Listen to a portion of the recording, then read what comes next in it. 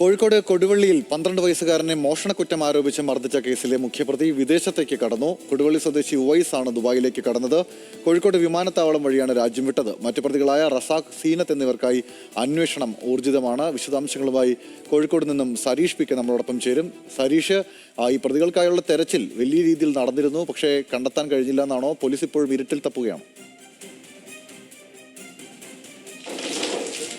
കഴിഞ്ഞ ദിവസങ്ങളിലെല്ലാം തന്നെ ഈ പ്രതികൾക്കായുള്ള തിരച്ചിൽ നടത്തുകയും ഒടുവിൽ ലുക്കൌട്ട് നോട്ടീസ് പുറപ്പെടുവിക്കുകയും ചെയ്തിരുന്നു. ആദ്യഘട്ടത്തിൽ ഒരു സംശയം ഉണ്ടായിരുന്നത് ഈ പ്രതികൾ സംസ്ഥാനം വിട്ടു എന്നുള്ളതാണ്. പക്ഷേ ഏറ്റവും പ്രധാനമായി ഈ മുഖ്യപ്രതി തന്നെ വിദേശത്തേക്ക് കടന്നിട്ടുണ്ട് എന്ന തെളിവുകളാണ് ഇപ്പോൾ ലഭിച്ചിരിക്കുന്നത്.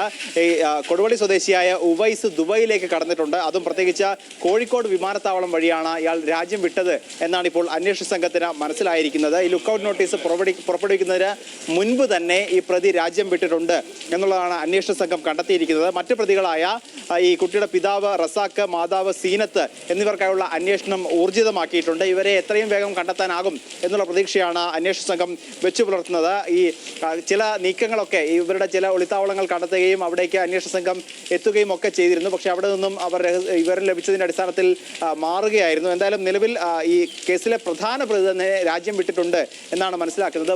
വാച്ച് മോഷ്ടിച്ചു എന്നാരോപിച്ചായിരുന്നു ഈ 12 വയസ്സുകാരനായ വിദ്യാർത്ഥിയെ പിതൃ സഹോദരനും കുടുംബവും ക്രൂരമായി മർദ്ദിക്കുന്ന ഒരു സാഹചര്യം ഉണ്ടായത്. നഖത്തിൽ ഈർക്കിളി കയറ്റുകയും മുറിവുകളിൽ മുളക് വെള്ളം ഒഴിക്കുകയും ഒക്കെ ചെയ്യുന്ന ഒരു സാഹചര്യം ഉണ്ടായിരുന്നു. പിന്നീട് CWC ചൈൽഡ് വെൽഫെയർ കമ്മിറ്റി ഇടപെട്ടാണ് ഈ സംഭവം പുറം ലോകം അറിയുന്നതും പിന്നാലെ കേസെടുക്കുകയും ഒക്കെ ചെയ്യുന്നത്. പക്ഷേ ആ കേസെടുത്തതിന് തൊട്ടു പിന്നാലെയാണ് ഈ 3 പ്രതികളും ഒളിവിൽ പോയത്. അതിൽ പ്രധാന അല്ലെങ്കിൽ മുഖ്യ പ്രതിയാണ് ഇപ്പോൾ രാജ്യം വിട്ടു എന്ന് മനസ്സിലാക്കുന്നത്.